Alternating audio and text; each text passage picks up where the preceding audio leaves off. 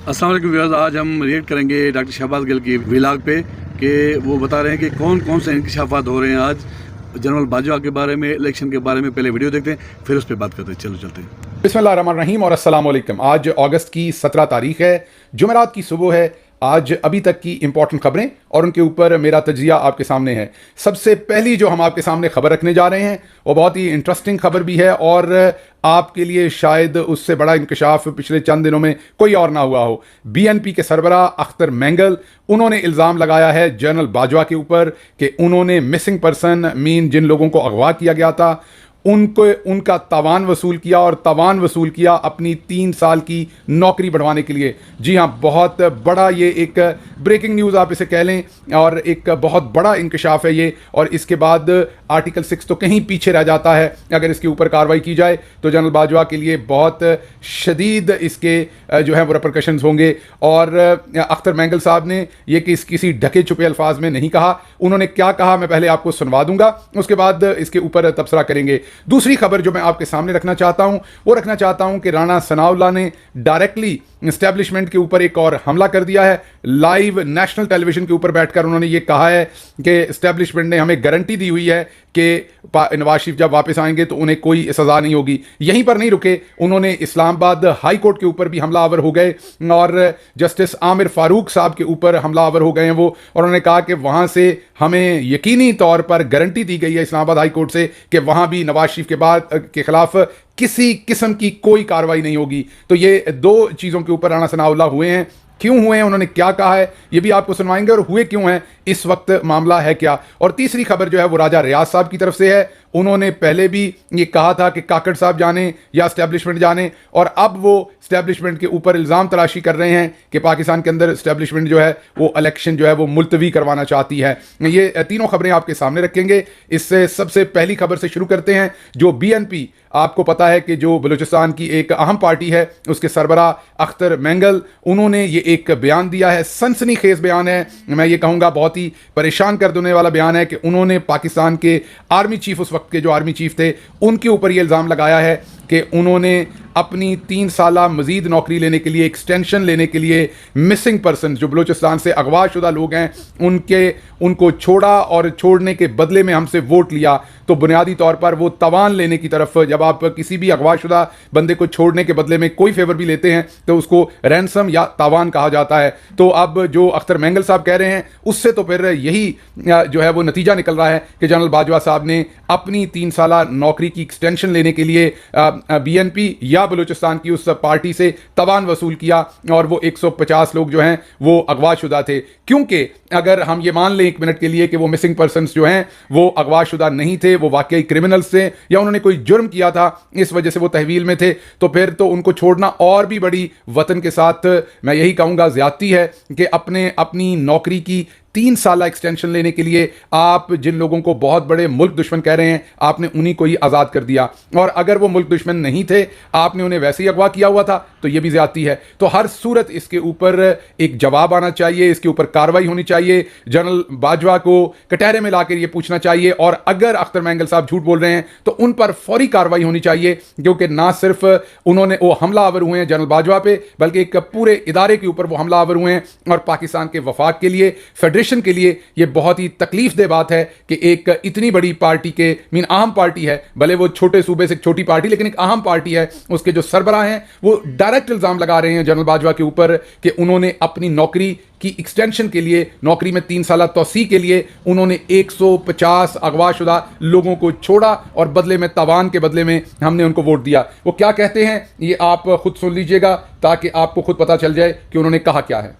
मगर फिर सवाल ये भी बनता है सरदार साहब के, जब आर्मी एक्ट के अंदर जो एक्सटेंशन की बात हुई थी जनरल बाजवा को, उसके अंदर आपकी पार्टी ने फिर क्यों साथ दिया?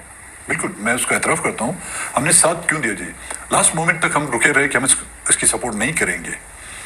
असेंबली का इजलास चल रहा था, यहीं पर मैं बैठा हुआ था। जहांगीर तरीन, परवेज खटक साहब आए कि आप हमें सपोर्ट करें। हमने देखा कि जी बिल तो ऐसे पीपल्स पार्टी ने हिमायत कर दी, मुस्लिम लीग ने हिमायत कर दी उसकी। अगर हम ना भी चाहें तो वो पास तो हो जाएगा, तो उसके बदले में हमने जो है 150 आदमी रिलीज कराए। ये गुनाह है, मैंने किया। एक बेटी को उसका बाप मिल जाता है तो हकीकतन मैंने अपने प्रिंसिपल की भी कुर्बानी दी उस माँ के आंसुओं को रोकने के लिए, उस बहन की सर पे जो चादर थी उसको बचाने के लिए। मगर उन कुव्वतों को आपने मजीद ताकत दे दी जो इनको गायब करते हैं। उनकी ताकत को मेरे ख्याल में अगर मैं वोट ना भी देता, उनकी ताकत को आज दिन तक कोई ख़त्म नहीं कर सका है। हैवी मैंडेट उनको ख़त्म नहीं कर सका, मुल्क के जमहूरियत के दावेदार उनको ख़त्म नहीं कर सके। तो ये एलिमेंट्स है, अगर ये खत्म हो जाता है। ये भी बनता है सरदार साहब के जब आर्मी एक्ट के अंदर जो ये आपने खुद सुन लिया कि वो बड़े वाज़े अल्फाज में कह रहे हैं कि हमने 150 लोगों को छुड़वाया जो मिसिंग पर्सन थे, और उसके बदले में जनरल बाजवा ने हमसे वोट लिया अपनी एक्सटेंशन के लिए। बहुत सनसनी खेज़ ये इंकशाफ है, रेपरकशंस हैं इसके पाकिस्तान के वफाक के पास। यकीनन हमारी ये बात करना भी मायूब लग रहा होगा, हम पर गुस्सा भी आ रहा होगा कि हम ये बात अपने वीलॉग में क्यों कर रहे हैं, लेकिन आपको ये सोचना पड़ेगा अगर आपको गुस्सा लग रहा है कि क्यों जनरल बाजवा जो हैं उन्होंने एक्सटेंशन ली 150 मिसिंग पर्सन रिलीज़ करके। अगर वो मिसिंग पर्सन वाकई ही पाकिस्तान के मफाद के ख़िलाफ़ काम कर रहे थे, पाकिस्तान की सिक्योरिटी के ख़िलाफ़ काम कर रहे थे, तो फिर तो उनको छोड़ना और भी ज़्यादा संगीन जुर्म है। और अगर वो नहीं कर रहे थे और सियासी बुनियादों पर उन्हें पकड़ा हुआ था तो तब भी जुर्म है। इसका जवाब बनता है और जनरल बाजवा को कटहरे में लाना बनता है इसके ऊपर।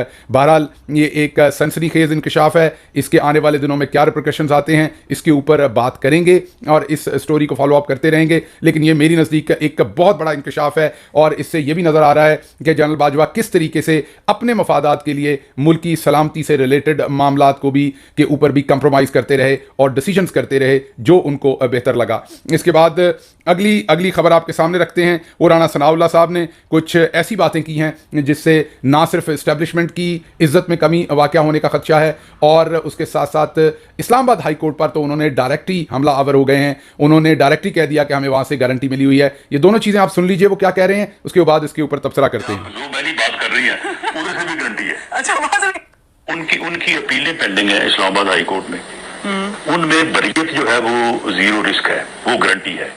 राणा साहब मुझे बताएं कि नवाज शरीफ साहब ही आपके उम्मीदवार हैं वजीर आजम। आप इशारतन जो बात कर रही है ना गारंटी की, और जिस तरफ से आप जो मैंने बात कर रही है उधर से भी गारंटी है। अच्छा, वहां से भी गारंटी मिली है, काम तो पक्का किया राणा साहब, वहां से भी गारंटी बिल्कुल पक्का। उनकी अपीलें पेंडिंग है जी, बिल्कुल पक्का काम किया है जी, लेकिन इससे आपकी शान में कमी आ रही है। अगर राणा साहब ने और नवाज शरीफ ने अपनी चोरी बचाने के लिए पक्का काम भी किया है तो आपसे लोगों की एक्सपेक्टेशन डिफरेंट है। अगर आपने ऐसी गारंटी दी है तो इससे आपकी शान में कमी आ रही है, आपके ऊपर हर्फ आ रहा है, आपके एहतराम पर, आपकी इज्जत पर, आपके पूरे के पूरे वकार के ऊपर इससे फ़र्क आ रहा है। आपको रीथिंक करना चाहिए कि ये किस तरह के लोग हैं, ये कितने नाबल्द लोग हैं कि ये आपको गली गली सिर्फ इसलिए कि आपने इनकी मर्ज़ी का निगरान वज़ीर आज़म नहीं बनाया, आप अपनी मर्ज़ी का वज़ीर आज़म ले आए, तो अब ये गली गली हर जगह पर एक किस्म का आपको छेड़ रहे हैं। हर जगह पर बड़े वाज़े अल्फाज के अंदर कीचड़ आप पर उछाल रहे हैं और ये कह रहे हैं